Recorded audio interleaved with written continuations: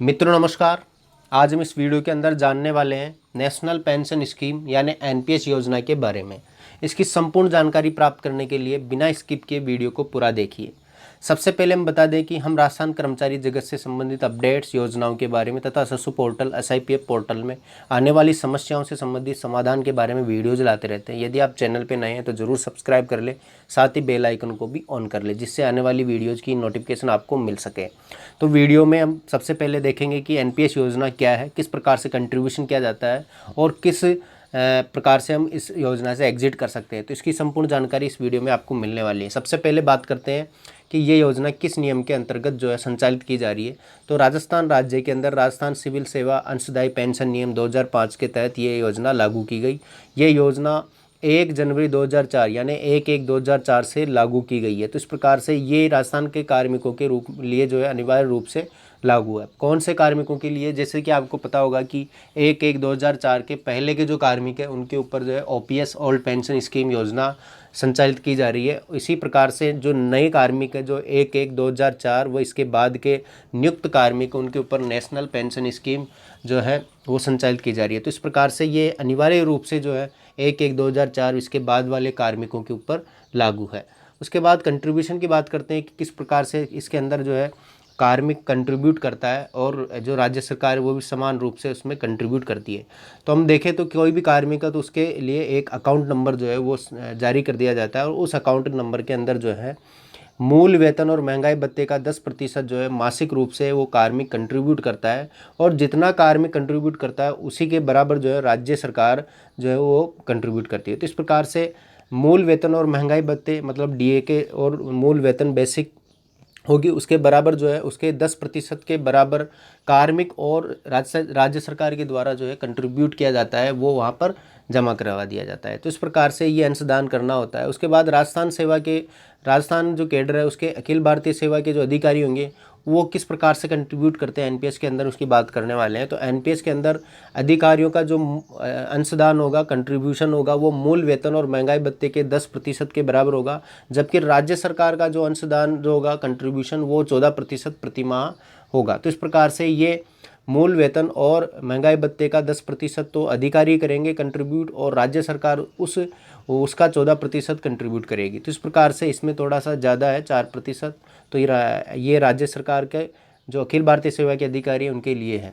उसके बाद बात करें तो ये जो कंट्रीब्यूशन है ये इसका जो संधारण है वो कौन करता है, तो इसकी बात करने वाले हैं। तो प्राण जो है, जैसे कि आपको पता होगा कि कोई भी कार्मिक यदि कोई नियुक्ति लेता है तो उसके बाद में उसको एक प्राण नंबर जो है आवंटित करवाया जाता है। तो वो प्राण नंबर क्या है? तो प्राण का मतलब है परमानेंट रिटायरमेंट अकाउंट नंबर। तो इस प्रकार से स्थायी सेवानिवृत्ति खाता संख्या, इसके तहत जो है आने वाले जो पेंशन स्कीम है वो इसके अंदर संचालित की जाती है। तो इसके अंदर डीडीओ के द्वारा जो है N3 फॉर्म जो है वो भरकर सीआरए यानी सेंट्रल रिकॉर्ड कीपिंग जो एजेंसी है उसको दिया जाता है और सीआरए द्वारा कर्मचारियों को एक स्थायी सेवानिवृत्ति खाता संख्या आवंटित की जाती है और ये एजेंसी एनपीएस योजना के जो है सभी कटौतियों का संधारण करती है।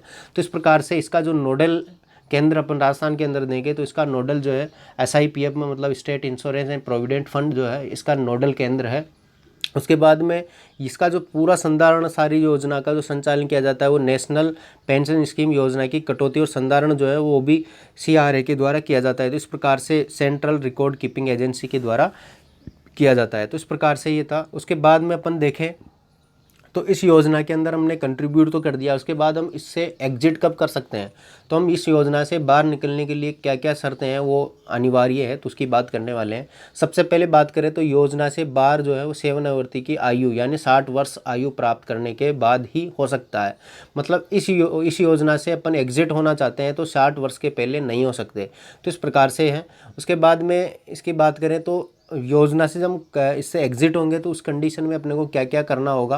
तो यहाँ पर जो 100% अपना जो पेंशन संपदा होगी, मतलब हमने जो कंट्रीब्यूशन किया है राज्य सरकार के द्वारा और हमारे द्वारा, तो वो जो पूरा पैसा है तो वो 100% जो पेंशन संपदा है उसके 2 भागों में उसको डिवाइड किया जाता है। तो 40% भाग जो है उसको तो पेंशन संपदा का जो 40% भाग है उसको एन्युटी खरीदने के अंदर जो है लगाया जाता है। तो इस प्रकार से अनिवार्य रूप से 40% जो भाग है उसको एन्युटी खरीदने में लगाया जाता है। तो इससे इस एन्युटी खरीदने से होता क्या है उसकी बात करते हैं। तो जब अपन किसी भी कार्मिक के एग्जिट इस स्कीम से एग्जिट करना होता है तो उसका 100% जो पेंशन संपदा होगी उससे 1% जो एक भाग जो है 40% वाला वो भाग जो है उसको एन्युटी खरीदनी पड़ती है और एन्युटी से ही उसको जीवन पर्यंत जो है पेंशन मिलती है। तो इस प्रकार से इस एन्युटी से ही उसको क्या है जीवन पर्यंत जो है पेंशन मिलती है। तो इस प्रकार से ये 40% के द्वारा जो है उसको पेंशन मिलती है, जबकि 60% जो भाग है वो सेवानिवृत्ति पर कार्मिकों को एक मुश्त मिल जाती है। तो इस प्रकार से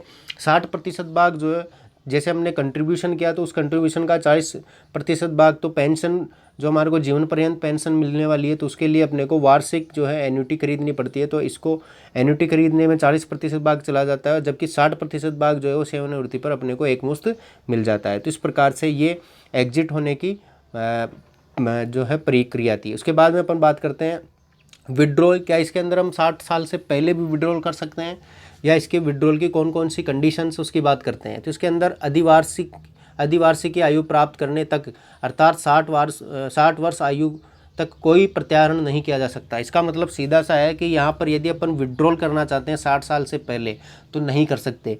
तो यहाँ पर कब कर सकते हैं, तो यहाँ पर अधिवार्षिकी मतलब हो गया सुपर एन्युएशन, मतलब अपन 60 साल के अंदर यदि रिटायर्ड होते हैं तो उस समय इससे एग्जिट किया जा सकता है या विड्रॉल किया जा सकता है। तो इस प्रकार से इस योजना से अपन कोई पैसा अपन निकलवाना चाहते हैं तो वो नहीं निकलवा सकते। केवल कौन सी कंडीशन है, सुपर एन्युएशन, मतलब अपने को सीधा सा है कि 60 वर्ष की आयु तक कोई भी इसमें से विड्रॉल नहीं किया जा सकता। उसके बाद बात करते हैं कि एक कार्मिक के द्वारा स्वेच्छा से सेवा त्यागने के बाद में क्या उसको पैसा मिल सकता है। तो इस प्रकार से अपन देखें तो इसके अंदर बताया है कि स्वेच्छा से यदि कोई त्याग पत्र दे देता है, वॉलेंट्री यदि रिटायरमेंट ले लेता है तो उस कंडीशन पे भी उसको 60 वर्ष की आयु तक उसको वेट करना होगा। मतलब वो वॉलेंट्री रिटायरमेंट ले लेता है, मतलब स्वेच्छा से सेवा त्यागने के बाद में भी उसको पैसा जो है वो 60 वर्ष की आयु प्राप्त करने पर ही मिलेगा। तो 60 वर्ष की आयु प्राप्त करने से पूर्व इस कंडीशन में भी उसको पैसा नहीं मिलेगा। तो इस प्रकार से ये बात की गई है। तो स्वेच्छा से सेवा त्यागने के बाद में उसको पैसा नहीं मिलेगा जब तक कि वो 60 साल का नहीं हो जाए। उसके बाद दूसरा जो पॉइंट है विड्रॉल का, तो उसकी बात करें तो कर्मचारी को हटाने के मामले में यदि राज्य सरकार द्वारा उसको यदि हटा दिया जाता है तो उस कंडीशन में जो अंशदान होगा, राज्य सरकार का जो अंशदान होगा, तो सरकार के द्वारा जो अंशदान होगा, जितना भी कंट्रीब्यूशन होगा वो सामान्य राजस्व में जमा करा दिया जाता है। यदि उसको बर्खास्त कर दिया जाता है, उसको सेवा से हटा दिया जाता है कार्मिक को, तो उस कंडीशन में जो राज्य सरकार के द्वारा जो कंट्रीब्यूशन होगा वो कंट्रीब्यूशन निकाल कर जो है सामान्य राजस्व में जमा करवा दिया जाता है, जबकि कर्मचारी का जो कंट्रीब्यूशन है वो उसको वापस लौटा दिया जाता है। तो इस प्रकार से केवल इस कंडीशन में जो है आधा पैसा जो कंट्रीब्यूशन कर्मचारी ने किया था वो पैसा उसको मिल जाएगा, जबकि जो राज्य सरकार के द्वारा जो कंट्रीब्यूशन होगा वो राजस्व के अंदर जमा करवा दिया जाएगा। तो इस प्रकार से ही है। उसके बाद में बात करते हैं विड्रॉल की। जब कोई कार्मिक डेथ हो जाती है तो उस कंडीशन में किस प्रकार से विड्रॉल हो सकता है। तो इसके अंदर दो कंडीशंस है। पहली कंडीशन, जब मृत्यु दिनांक तक एनपीएस में समेकित जमा राशि जो है वो 2 लाख रुपए से अधिक हो, मतलब 2 लाख रुपए से अधिक हो, तो उस कंडीशन में जो है मनोनीत या विधिक उत्तराधिकारी, जो कानून के अनुसार जो उत्तराधिकारी होगा या फिर मनोनीत जो होगा उसको 20% राशि एक मुश्त वो निकलवा सकता है और 80% राशि का वो एन्युटी खरीदना का जो प्रावधान है। तो इस प्रकार से 100% यदि अपना कोई सामेकित जमा राशि जो है 2 लाख रुपए से अधिक होती है तो उस 2 लाख रुपए से अधिक राशि का 20% वो एक मुश्त ले सकता है, जबकि 80% जो है उसको एन्युटी खरीदने में देना होगा। तो इस प्रकार से वो एन्युटी खरीदता है और उसको पारिवारिक पेंशन जो है वो मिलेगी। तो इस प्रकार से उसको पेंशन योजना का लाभ 80% राशि जमा कराकर प्राप्त कर सकता है। उसके बाद दूसरी जो इसके अंदर कंडीशन है कि पहली कंडीशन में हमने देखा कि 2 लाख रुपए से अधिक है तो वो इस प्रकार से करेगा। उसके बाद 2 लाख रुपए से यदि कम है तो सामेकित जो राशि है वो 2 लाख रुपए से कम है तो उस कंडीशन में जो उत्तराधिकारी है वो 100% राशि का नगद भुगतान प्राप्त कर सकता है। तो इस प्रकार से वो 100% जो पैसा है 2 लाख रुपए से कम कोई राशि है तो उस कंडीशन में पूरा पैसा वो निकलवा सकता है। उसके बाद बात करें तो दोनों कंडीशन में, जैसा कि यहाँ पर हमने 20% जो है राशि यहाँ पे एक मुश्त ले रहे थे, यहाँ पर पूरी 100% ले रहे थे। तो इन दोनों कंडीशन में अपन क्या कर सकते हैं, एक और चीज़ है इसके अंदर, तो मृत्यु के केस में दावेदार को मिलने वाली जो रकम है उसको जमा करवा कर वो प्रोविजनल पारिवारिक पेंशन भी प्राप्त कर सकता है। तो इस कंडीशन में यदि वो 80% तो वो जो एन्युटी खरीद रहा है और यहाँ पर 20% वो एक मुश्त ले रहा है, और दूसरे केस में जब वो 2 लाख रुपए से कम था तो उस केस में 100% 2 लाख रुपए से कम जितना भी पैसा था वो निकलवा रहा था। तो इन दोनों कंडीशन में वो पैसा जमा करवा कर जो है प्रोविजनल पारिवारिक पेंशन भी प्राप्त कर सकता है। मतलब वो पैसा नहीं लेकर उसको यदि वो पेंशन लेना चाहता है तो उस पैसे को वो जमा कराकर और पेंशन प्राप्त कर सकता है। उसके बाद बात करते हैं कि जो एनपीएस वाले कार्मिक हैं उनके लिए जो है आरपीएमएफ जो फंड, जैसे कि आपको पता होगा कि आरपीएमएफ फंड जो है वो ओल्ड पेंशन स्कीम वालों के लिए संचालित किया जा रहा है। तो ओल्ड पेंशन स्कीम वालों को जो है पेंशनर्स हैं उनको जो है मेडिकल फंड के द्वारा जो है मेडिकल सुविधाएं प्राप्त होती है। तो इस प्रकार से आरपीएमएफ मतलब राजस्थान पेंशनर मेडिकल फंड की जो राशि है वो कटौती नहीं की जाएगी, मतलब वो केवल ओपीएस वाले हैं उनके लिए ही की जाएगी।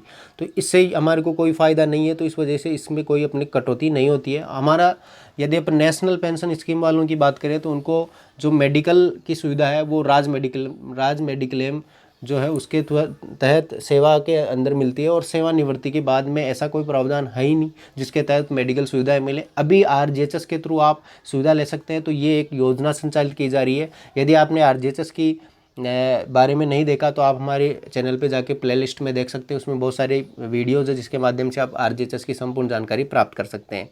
तो उसके बाद में अपन देखें तो ये आरजीएचएस बहुत अच्छी योजना है, संचालित की जा रही है जो एनपीएस वाले पेंशनर्स हैं, मैंने भी उस वीडियोज़ में बताया है। सबसे पहले अपन देखते हैं कि ये जो है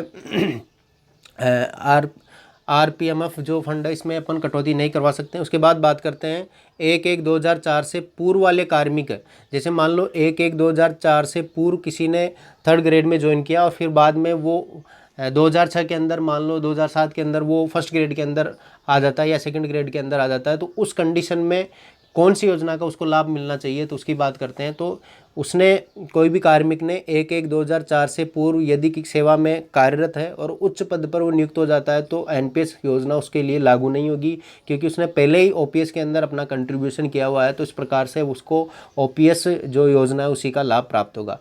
तो यहाँ पर एक विशेष बात है कि 1/1/2004 से पूर्व सेवानिवृत्त कार्मिकों की उच्च पद पर नियुक्ति होने के बाद भी उसको एनपीएस योजना का लाभ प्राप्त नहीं होगा, केवल ओपीएस योजना का ही लाभ प्राप्त होगा। तो इस प्रकार से ये दिया हुआ है। नेक्स्ट की बात करें तो यहाँ पर राजस्थान सरकार के जो राज्य कार्मिक हैं उनके अलावा उपक्रम स्वायत्त शासी निकाय और 1/1/2004 के बाद के जो कार्मिक हैं उनके ऊपर भी ये योजना अनिवार्य रूप से लागू है। तो इस प्रकार से ये कंट्रीब्यूशन उनको भी करना होता है। उसके बाद बात करते हैं कि क्या इसके अंदर अपन पार्शियली विड्रॉल कर सकते हैं। यदि अपन सेवा काल के अंदर अपने को ज़रूरत पड़ती है तो उस कंडीशन में हम क्या इसमें से पैसा निकलवा सकते हैं, उसकी बात करते हैं। तो बिल्कुल आप निकलवा सकते हैं, इसमें कुछ कंडीशंस हैं जिसके थ्रू आप उसका पूर्ति करके आप निकलवा सकते हैं। उसके बाद बात करते हैं एनपीएस कंट्रीब्यूशन में कौन कौन सी कंडीशंस अपने को करनी होगी। तो आपको यदि आवश्यकता है पैसे की तो आप ज़रूर इसमें से आंशिक रूप से निकलवा सकते हैं। तो आंशिक आहरण यानी पार्शली विड्रॉल की क्या सुविधा है उसकी बात करते हैं। तो यहाँ पर नेशनल पेंशन स्कीम कंट्रीब्यूशन में कम से कम 3 वर्ष होना अनिवार्य है, मतलब आपको मिनिमम कंट्रीब्यूशन 3 वर्ष का होना अनिवार्य है। 3 वर्ष के बाद ही इसमें से पैसा आप निकलवा पाएंगे। उसके बाद बात करते हैं आहरण राशि कार्मिक की कंट्रीब्यूशन की अंशदान की 25% से अधिक नहीं हो सकती। मतलब आप कितना पैसा निकलवा सकते हैं उसकी बात करें तो केवल 3 साल के अंदर यदि आपने जितना पैसा आपके द्वारा कंट्रीब्यूट किया गया उसका 25% पैसा ही आपको मिलेगा। मतलब मान लो आपने 3 साल के अंदर 2 लाख रुपए आपने कंट्रीब्यूट किए हैं और राज्य सरकार ने भी 2 लाख रुपए कंट्रीब्यूट किए, टोटल मिला के 4 लाख है, परंतु अपने को केवल अपने वाले जो कार्मिक वाले जो कंट्रीब्यूशन है 2 लाख रुपए उसी का 25% जो है वो पार्शियली विड्रॉल के अंदर अपन विड्रॉल कर सकते हैं। तो इस प्रकार से यहाँ पर विड्रॉल की जो कंडीशन है वो है आंशिक आहरण के अंदर जो है आप कार्मिक के द्वारा जो कंट्रीब्यूशन किया गया है उसका 25% से अधिक नहीं हो सकता, 25% तक वो निकलवा सकता है। उसके अलावा संपूर्ण सेवा काल में केवल आंशिक विड्रॉल मतलब आंशिक आहरण जो है पार्शियली विड्रॉल केवल 3 बार ही किया जा सकता है। तो इस प्रकार से 3 बार ही निकाला जा सकता है। 3 वर्ष तक कंट्रीब्यूशन होना अनिवार्य है और कंट्रीब्यूशन का 25% से अधिक जो है वो आंशिक आहरण के अंदर आएगा, मतलब 25% से अधिक वो पैसा नहीं निकलवाया जा सकता। उसके बाद में आंशिक आहरण की कौन कौन सी कंडीशन है जिसके तहत अपने को ये सुविधा मिलती है। तो इसके अंदर जो है बच्चों की उच्च शिक्षा के लिए आप ले सकते हैं, बच्चों की शादी के लिए ले सकते हैं, या फिर आवासीय मकान या फ्लैट के निर्माण व खरीद के लिए। तो मतलब अपने नाम या पत्नी के नाम पर आवासीय मकान और फ्लैट के निर्माण के लिए आप इसका जो है पैसा पार्शियली विड्रॉल आप करवा सकते हैं। उसके अलावा स्वयं या आश्रित मतलब स्वयं या माता पिता या पति पत्नी बच्चे बच्ची, तो आश्रित के अंदर जो भी आएंगे उनको किसी गंभीर बीमारी के इलाज के लिए आप इसका कंट्रीब्यूशन का जो है 25% का पैसा आप निकलवा सकते हैं। तो इस प्रकार से ये एनपीएस योजना की मैंने जानकारी देने की कोशिश की। इस सीरीज़ के अंदर मैंने पहले बताया था आपको कि ये जो सीरीज़ है एनपीएस वाली सीरीज़, ये बहुत सारी वीडियोज़ इसके अंदर लाने वाले हैं। इसके अंदर नेक्स्ट जो वीडियो मैं लाऊंगा इसके अंदर आपको ये पहले तो बता दूं कि ये वीडियो आपको अच्छा लगा है या नहीं लगा, या कमेंट करके ज़रूर बताएं। ये वीडियो आपको अच्छा लगा है तो ज़रूर लाइक कीजिए, जिससे हमारा मोटिवेशन बना रहे। ऐसी नॉलेजफुल वीडियोस हम आपको रेगुलर लाते रहेंगे। यदि आप चैनल पे नए तो ज़रूर सब्सक्राइब कर लिए। नेक्स्ट वीडियोज़ में हम एनपीएस में कौन कौन से अपन टैक्स बेनिफिट्स ले सकते हैं उसकी बात करने वाले हैं। तो एनपीएस के जो कौन कौन से टैक्स बेनिफिट है उसमें अपन देखने वाले हैं कि किस प्रकार से अपन टैक्स बेनिफिट जो है और अधिक ले सकते हैं। तो ये वीडियो आपको अच्छा लगा है तो ज़रूर शेयर कीजिए। धन्यवाद।